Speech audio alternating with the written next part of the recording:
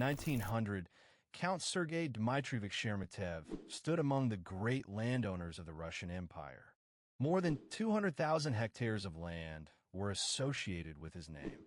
His family belonged to a world in which estates, titles, collections, palaces, and inherited status could pass from one generation to another. It was a world that seemed permanent, but permanence was an illusion. Within a few years, the Sheremetev family would be divided by the revolution. Their residences would cease to be private homes. Their property would be nationalized. One member of the family would remain in Moscow and try to preserve the cultural inheritance of the past. Another would leave Russia and enter the uncertain world of the Russian immigration. A third branch would travel through Finland, Belgium, and Paris, where the old aristocratic wealth would give way to financial hardship. And the strangest part was what happened to the family residences. They survived. Kuskovo survived. Ostankino survived. Their collections and buildings could still be seen. By 1919, both places had become museums open to the public. But the people who had once owned them had lost the world that made ownership possible. On October 23, 1918, Kuskovo and Ostankino were nationalized. Kuskovo received a protective charter in the autumn of 1918 and welcomed its first museum visitors in May 1919. Ostankino had already received protection on December 13, 1917. In October 1918, it entered the museum system of the People's Commissariat for Education, and on May 1, 1919, it opened to visitors. There's a bitter irony here. The revolution did not simply destroy everything associated with the Sheremetevs. In some cases, it transformed their private world into public institutions. Sergei Sheremetev himself did not emigrate. He remained in Moscow and continued working to preserve cultural heritage. On December 17, 1918, only weeks after the nationalization of his great residences, he died. His death did not close the story. It divided it. His son Pavel remained inside Russia. He became the first director of the Ostafyevo Museum estate in 1918 and continued to work with the collections and historical legacy of his family. For a time, the old aristocratic estate survived in a completely new form. But that arrangement could not last forever. At the beginning of 1927, Pavel was deprived of civil rights because of his noble background. In 1928, he was without work. In the autumn of 1929, the Sheremetevs were expelled from Ostafyevo. At almost the same time, other members of the family were living a radically different story abroad. Count Dmitri Sheremetev became part of the Russian emigration and eventually died in Rome in 1943. Count Alexander Sheremetev left Russia after the revolution, passed through Finland and Belgium, and eventually settled in Paris. There, the former aristocratic life was replaced by financial hardship. And one generation later, the family story crossed into another famous Russian dynasty. In Paris, on June 19, 1938, Count Nikolai Dmitrievich Sheremetev married Princess Irina Felixova Yusupova, the daughter of Felix Yusupov. The Sheremetev story was no longer the story of a family ruling estates inside Russia. It had become a story of museums, exile, lost status, survival, and memory. And to understand how that transformation happened, you first have to understand what the Sheremetevs actually possessed before 1917, and what the revolution changed first. Before 1917, the Sheremetev name represented more than a noble title. It was connected to land, residences, collections, and a cultural inheritance built over generations. The clearest measure of that scale is the figure recorded for Sergei Dmitrievich Sheremetev in 1900, more than 200,000 hectares of land. For the modern viewer, a number like that can feel abstract, but it becomes more meaningful when you connect it to the residences that survived the political collapse. Kuskovo was not simply a building. It was part of a family world that had existed before the revolution. Ostankino was another major. Residents associated with the Sheremetevs. Ostafyevo was tied to another branch of the family's cultural and historical life. The revolution changed the meaning of all three. Ostankino received a protective charter on December 13, 1917. That date matters because it shows that the process of transformation began almost immediately after the revolutionary upheaval. The residence was no longer simply treated as private aristocratic property. Its historical and cultural character was now being considered in a new political environment. Then came October 1918. On October 23rd, Kuskovo and Ostankino were nationalized. The legal relationship between the Sheremetevs and these properties was broken. But something unexpected happened. The buildings were not simply erased. They were preserved as museums. In October 1918, Ostankino entered the museum system of the People's Commissariat for Education. On May 1st, 1919, it opened to visitors. Kuskovo followed its own museum path. In the autumn of 1918, it received a protective charter, and in May 1919, the first visitors entered the museum. This creates one of the most important contradictions in the entire story. For the family, nationalization meant loss. For the buildings, it meant institutional preservation. The same political transformation that destroyed the Sheremetevs' private ownership also created a framework through which parts of their cultural inheritance could remain visible. You can almost imagine the emotional distance between those two realities. A former owner could lose a residence while strangers entered it as a museum. A family collection could become an object of public history. A palace could survive while the social order that had produced it disappeared. Sergei Sheremetev did not leave Russia to escape this transformation. He remained in Moscow. According to the supplied biographical record, he continued working on the preservation of cultural heritage after the nationalization of his properties. Then, on December 17, 1918, he died. The timing is striking. The nationalization of Kuskovo and Ostankino had taken place on October 23rd. Less than 2 months later, Sergei Sheremetev was dead. But the family story did not end with him. It became a question of choice. Would the next generation leave Russia? Would it remain? And if it remained, could a former aristocrat still find a place in a state that had abolished the social order that had created his family's position? For Pavel Sheremetev, the answer was initially yes, but only temporarily. After Sergei Sheremetev's death, the family no longer followed a single path. One of the most revealing stories belongs to Pavel Sergeyevich Sheremetev. In 1918, he became the first director of the museum estate at Ostafyevo. The position carried a remarkable contradiction. Pavel came from the family that had owned and inhabited the aristocratic world, now being transformed into a museum. Yet he was also participating in the preservation of that world under the new order. For a period, this created a fragile bridge between two eras. The old family legacy was still physically present. The political system around it had changed completely. Pavel continued working with the collections and historical heritage connected with Ostafyevo. He lived there until the end of 1929. Then the bridge collapsed. At the beginning of 1927, Pavel was deprived of civil rights because of his noble origin. The consequences were concrete. He lost his position as head of the museum.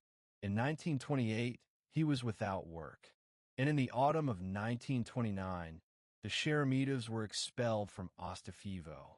The movement is almost painfully simple when reduced to dates.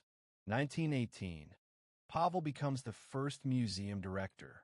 1927, civil rights are taken away. 1928, he is without work. Autumn 1929, the family is expelled. But those dates describe more than a career. They describe the shrinking of a world. The family did not suddenly disappear from history. It was pushed out of the places where its history had been physically concentrated. The estate became a museum. The former owner became a displaced resident. The family name remained, but its social meaning changed.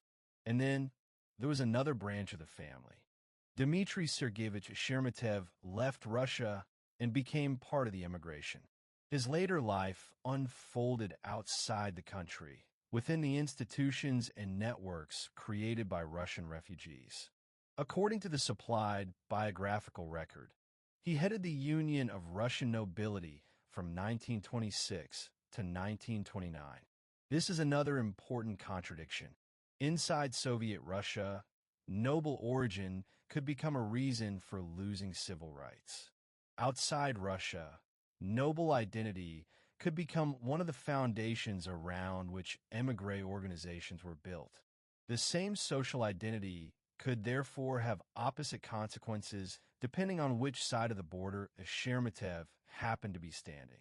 Dmitri eventually died in Rome on November 25, 1943, at the age of 74. His documents and memories of émigré life survived in the collections of the House of Russian Abroad, named after Alexander Solzhenitsyn. Meanwhile, another Sheremetev followed yet another route. Count Alexander Dmitrievich Sheremetev, a composer, conductor, and patron, left Russia with his wife after the revolution. Their route took them through Finland, then Belgium, and finally Paris. 3 Sheremetev destinies were now visible. Pavel remained inside Russia and lost his position, employment, and home. Dmitri became an émigré leader and eventually died in Rome.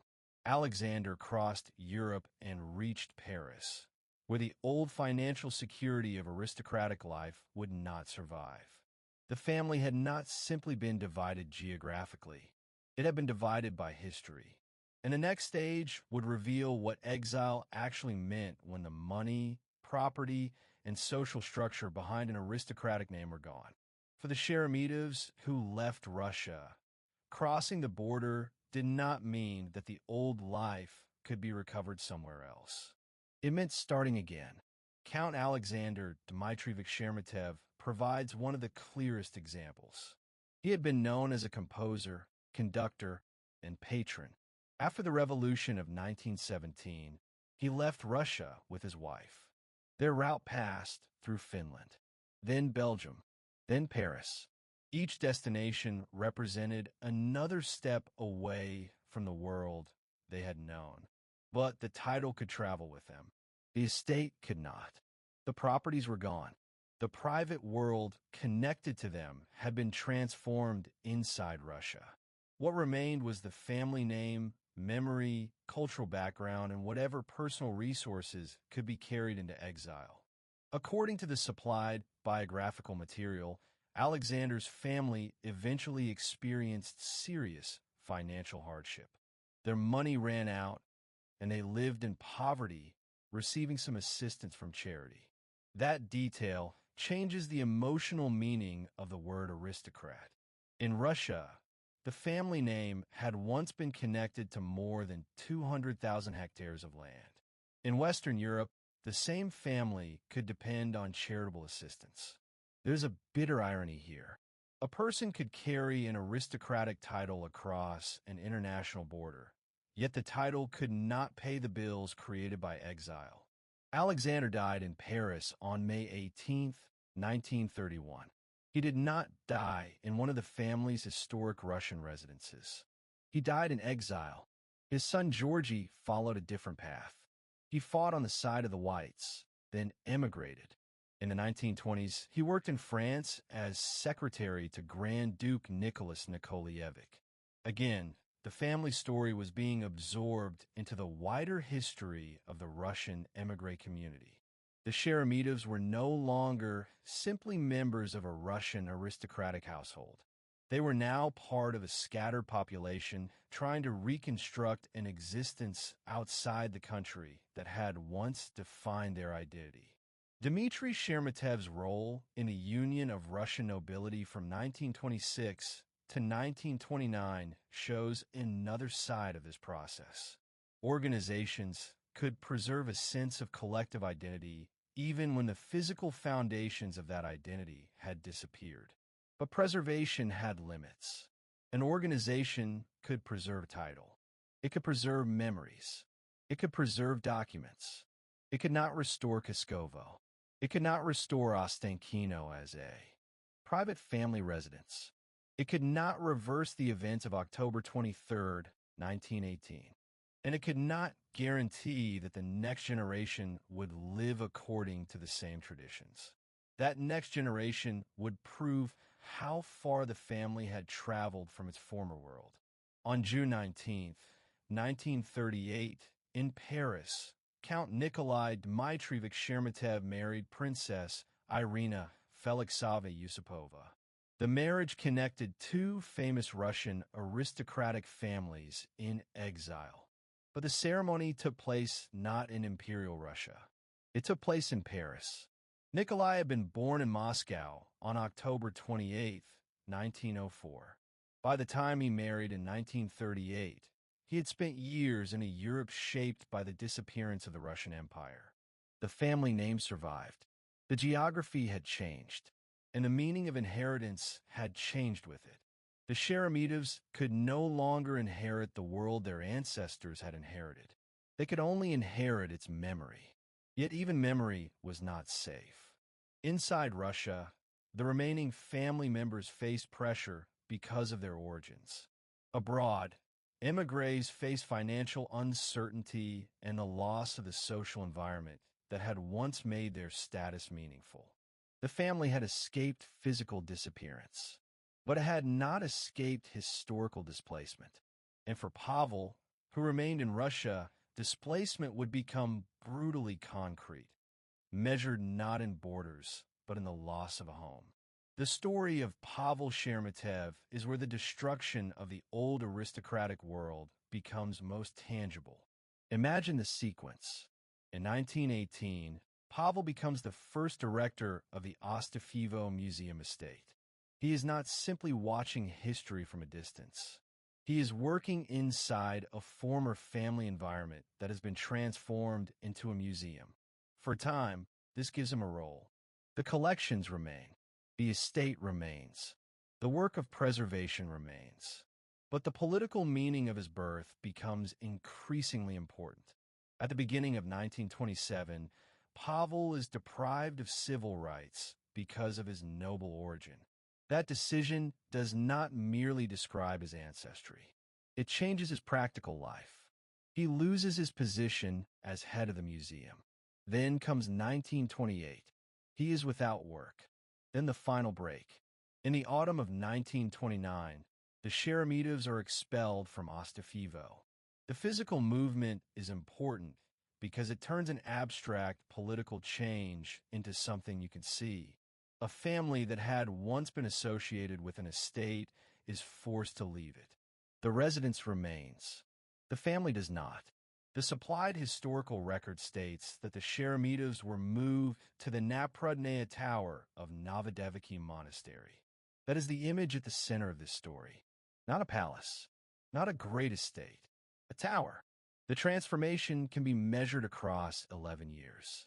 1918, Pavel becomes museum director. 1927, he loses civil rights. 1928, he is without work. Autumn 1929, he is expelled from Ostafyevo, and the museum itself does not remain permanently unchanged. In 1930, the museum was closed and the palace was converted into a sanatorium. The irony becomes even sharper.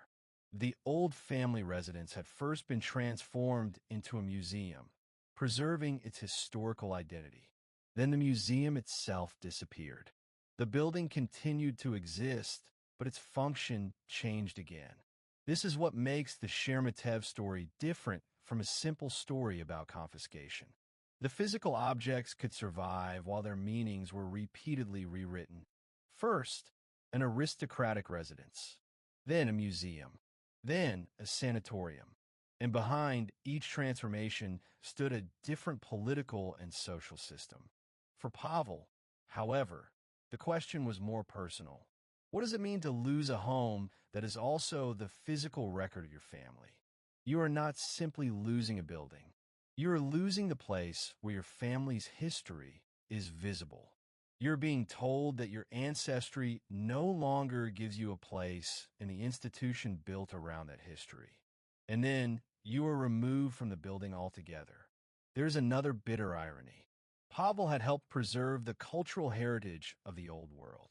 His expertise and family connection made him useful to a museum devoted to that heritage.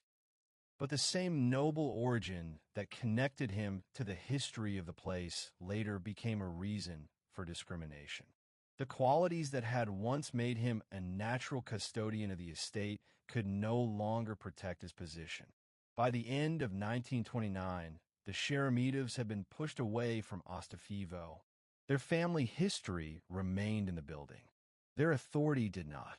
And while Pavel was experiencing this transformation inside Russia, the Sheremetevs abroad were facing another kind of collapse, one that could not be solved by preserving a palace or opening a museum. They had to learn how to survive without the wealth that had once defined their name. The Sheremetev story becomes clearer when you stop looking at the family as a single unit. There was no single Sheremetev fate after 1917. There were several. The first was Sergei Dmitrievich. In 1900, more than 200,000 hectares of land were associated with his name. Yet after the revolution, he did not leave Russia. He remained in Moscow and continued working on cultural preservation after his properties were nationalized. On October 23, 1918, Kuskovo and Ostankino were nationalized. On December 17, 1918, Sergei Sheremetev died in Moscow. His story is therefore not an escape story. It is the story of a man who remained while the world around him was transformed. The second was Pavel. Pavel became the first director of the Ostafyevo Museum estate in 1918. He tried to preserve the family's cultural inheritance from inside the new system. Then his own position became impossible. In early 1927, he lost his civil rights because of his noble origin. In 1928, he was without work. In autumn 1929, the family was expelled from Ostafyevo. The person who had helped preserve a historic estate was eventually removed from it. The third was Dmitri. Dmitri left Russia and entered the world of emigration. From 1926 to 1929, he headed the Union of Russian Nobility. That role reveals how exile changed the meaning of aristocratic identity. Inside Soviet Russia, noble origin could contribute to the loss of civil rights.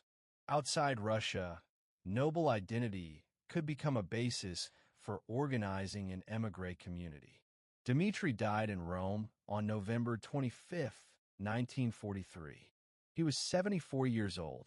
His documents and memories survived in an archive devoted to the Russian diaspora. The fourth was Alexander. Alexander Sheremetev was a composer, conductor, and patron.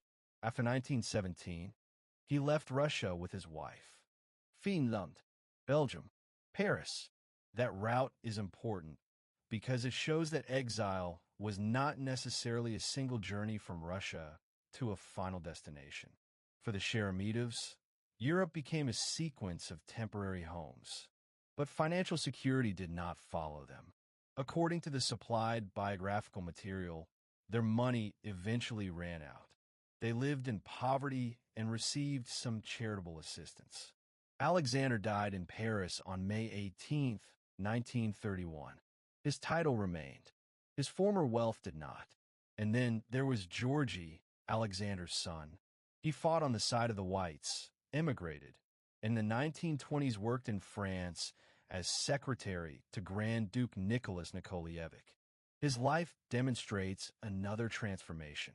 The younger generation could still participate in the institutions of the old imperial world, but only in exile. The old Russia had become a memory. The new Russia had become inaccessible. Europe became the setting in which the remnants of that old society tried to maintain continuity. But continuity was becoming harder with every generation. The most revealing example came in 1938. Nikolai Dmitrievich Sheremetev, born in Moscow on October 28, 1904, married Princess Irina Felixovna Yusupova in Paris on June 19, 1938. The Sheremetevs and Yusupovs were now connected by marriage. Two famous aristocratic names had survived the collapse of Imperial Russia, but they had survived as émigré families. The wedding was in Paris, not Moscow, not Kuskovo, not Ostankino, not Ostafyevo, Paris. And that single location says more than a dozen descriptions could. The old aristocracy had not vanished completely. It had changed its address. It had changed its economic position. It had changed its political power. And it had begun changing its identity. The question was no longer whether the Sheremetevs could recover their old world. The question was whether their descendants would even want to. Exile is often imagined as the moment when a person escapes danger. For the Sheremetevs, it was only the beginning of another kind of uncertainty. The family members who left Russia had to build lives in countries where their old titles could not restore their property. Alexander's journey makes this clear.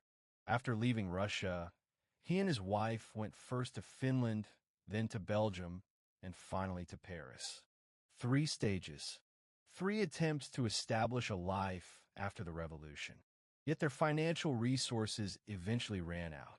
They lived in poverty and received assistance from charity. That fact is more revealing than a dramatic story of a single moment. It shows that exile could be a slow process of erosion. You did not necessarily lose everything on one morning. You could lose it gradually. The house was gone, then the income, then the familiar social environment, then the practical value of the title, and finally, the certainty that your children would inherit the same life. For Dmitri Sheremetev, the answer was to participate in the organized Russian immigration. From 1926 to 1929, he headed the Union of Russian Nobility. The organization offered a way to preserve connections among people who had lost the country in which their social identity had developed. But organization could not recreate the old political system. The same was true for Sergei Sheremetev. He fought on the side of the whites and later emigrated. In the 1920s, he worked in France as secretary to Grand Duke Nicholas Nikolaevich. This placed him within a world of former imperial figures living outside Russia. The old hierarchy still existed socially. It no longer possessed the state behind it. And this distinction mattered. An aristocratic name could still open a conversation. It could still connect people. It could still preserve a memory. But it could not return a nationalized estate. Inside Russia, the situation was even more direct. Pavel Sheremetev's loss of civil rights in early 1927 was connected explicitly to his noble origin. His experience shows that remaining in the Soviet Union did not mean remaining inside a protected version of the old family world.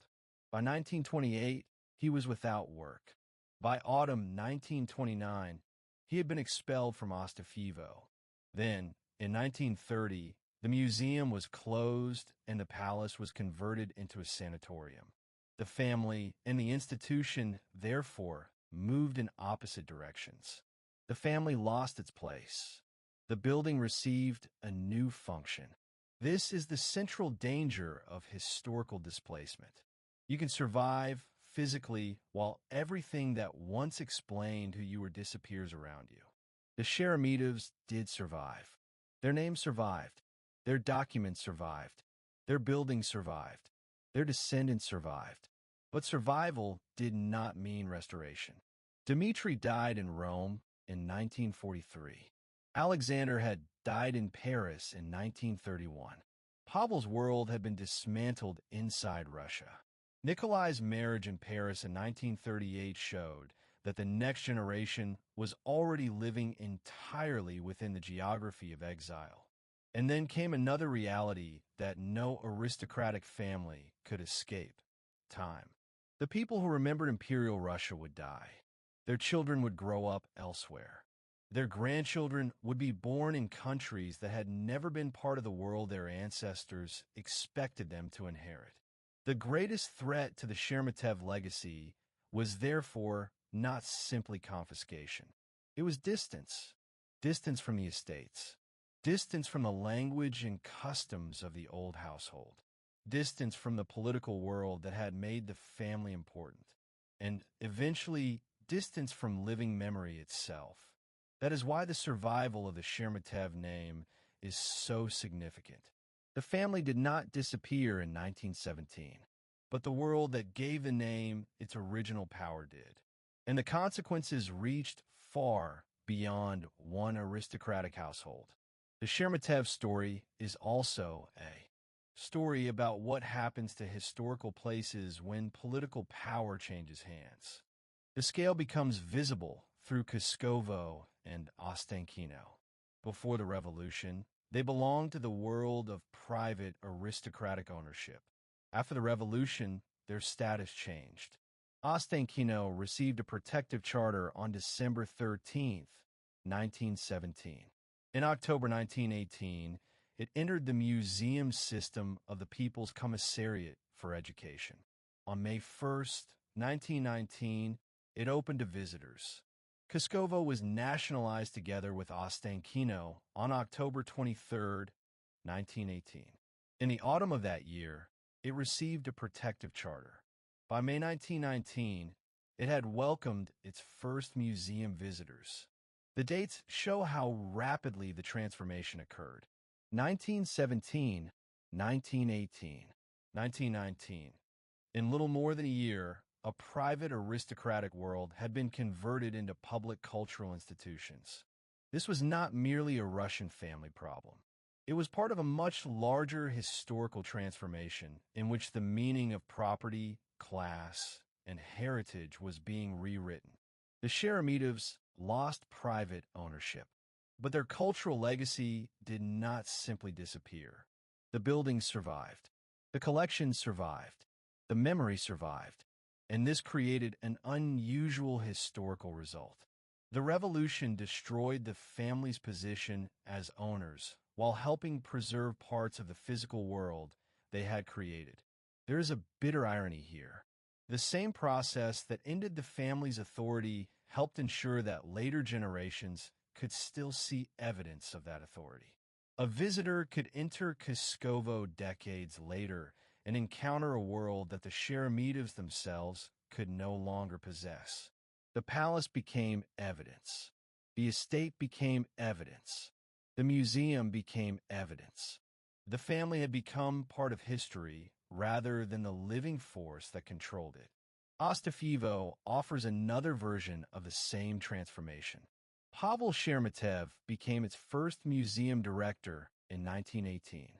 But his own connection to the place became politically dangerous. In 1927, he lost civil rights because of his noble origin. In 1929, the family was expelled. In 1930, the museum was closed and the palace was turned into a sanatorium. Again, the building remained while the social meaning changed. That distinction is crucial. Historical buildings can survive regimes. Families can survive regimes, but the relationship between them may not survive. The Sheremetev estates, therefore, became witnesses to the disappearance of a social order. Their walls could remain. Their objects could remain. Their names could remain. But the system that had placed the family at the center of those places was gone. For the descendants living abroad, the consequences were different, but connected. Dmitri died in Rome. Alexander died in Paris. Nikolai married in Paris. The geography of the family had moved from Russian estates to European cities. The physical center of gravity had shifted. Russia contained the buildings. Europe contained an increasing part of the family. That split produced a strange kind of historical separation. A descendant could belong to a family whose most famous residences were in Russia while having no practical connection to those residences. A museum visitor could stand inside Kuskovo and see the Sheremetev world without ever meeting a Sheremetev. And a Sheremetev descendant could live in Paris or Rome while knowing the old estates primarily through memory, documents, photographs, and family history. This is how an aristocratic family becomes a historical subject. Not when its name disappears, but when its name survives after its power is gone. The Sheremetevs were no longer defining the political order. They were becoming evidence of the order that had disappeared. And the next generation would have to decide what, exactly, could be carried forward. By the late 1930s, the Sheremetev story had entered another phase. The generation that had experienced the revolution directly was aging. The younger generation was building lives outside the Russia their parents and grandparents had known. Nikolai Dmitrievich Sheremetev was born in Moscow on October 28, 1904. He belonged to a generation that had been born under the Russian Empire but reached adulthood after its collapse. That distinction matters. He could inherit the family name. He could inherit memories. He could inherit documents and stories. But he could not inherit the political world into which he had been born. On June 19, 1938, in Paris, Nikolai married Princess Irina Felixova Yusupova, daughter of Felix Yusupov. The marriage joined two famous Russian aristocratic families. Yet the location was Paris. The family connection was therefore preserved in exile rather than restored in Russia. The next chapter of their family history unfolded in Europe. Their daughter, Ksenia, was born in Rome on March 1, 1942. The geography of one family can therefore be traced through three cities. Moscow, where Nikolai was born. Paris, where he married. Rome, where his daughter was born. These were not simply addresses. They were markers of a historical transformation. The first generation had been connected to Russian estates. The next generation had been scattered across Europe. The children of that generation were being born in countries that were not their ancestral homeland. Nikolai himself died in Paris on February 5, 1979. He had lived through decades in which the world of 1904 had become almost unrecognizable. He had been born during the Russian Empire. He married in Paris in 1938. His daughter was born in Rome in 1942. He died in Paris in 1979. The family name had survived for 3/4 of a century after the revolution, but it had done so through geographic movement rather than restoration. That is perhaps the most important point. The Sheremetev family did not simply disappear. It adapted. Some members remained in Russia. Some became émigrés. Some became connected to Russian émigré organizations. Some continued working with the cultural memory of the old world. Others built new lives in Western Europe. The family, therefore, became a living example of how aristocratic identity can survive after aristocratic power has disappeared. The titles and names could remain. The estates could become museums. The memories could be preserved in archives. But the original social system could not be reconstructed. Dmitri's papers and memories surviving in the House of Russian Abroad are especially significant in this respect. Documents become substitutes for lost places. A family that once possessed estates now leaves behind papers that allow later generations to reconstruct what was lost. That is one of the quietest forms of historical survival. Not political restoration, not the recovery of property. Memory. And yet memory is never complete. A child born in Rome in 1942 could inherit a famous Russian name without experiencing the Russian world that had given that name its original meaning. A man born in Moscow in 1904 could die in Paris in 1979 after spending decades separated from the political order of his childhood. The family had crossed borders. The family had crossed generations. And the meaning of the word Sheremetev had changed. Once it could signify land and aristocratic power. Then it signified exile. Then it signified historical memory. The survival of the family, therefore, raises a difficult question. When everything around a name has changed, what exactly survives? The bloodline? The title? The documents? The buildings? The stories? Perhaps the answer is different for every generation. But by the time the 20th century was nearing its end, one thing was clear. The Sheremetevs could no longer return to the world of 1900. They could only decide what parts of that world were worth remembering. The Sheremetev story did not end when the estates were nationalized.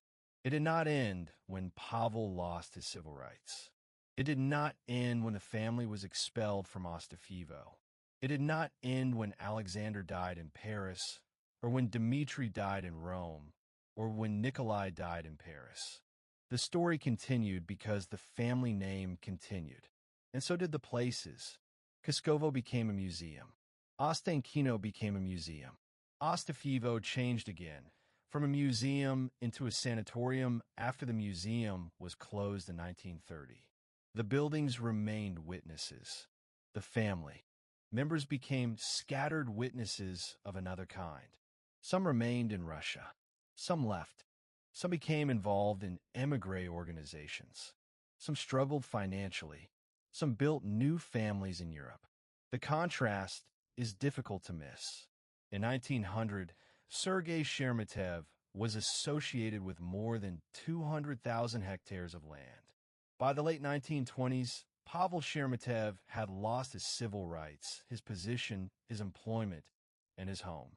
In 1938, Nikolai Sheremetev was marrying in Paris. In 1942, his daughter was born in Rome. In 1979, Nikolai died in Paris.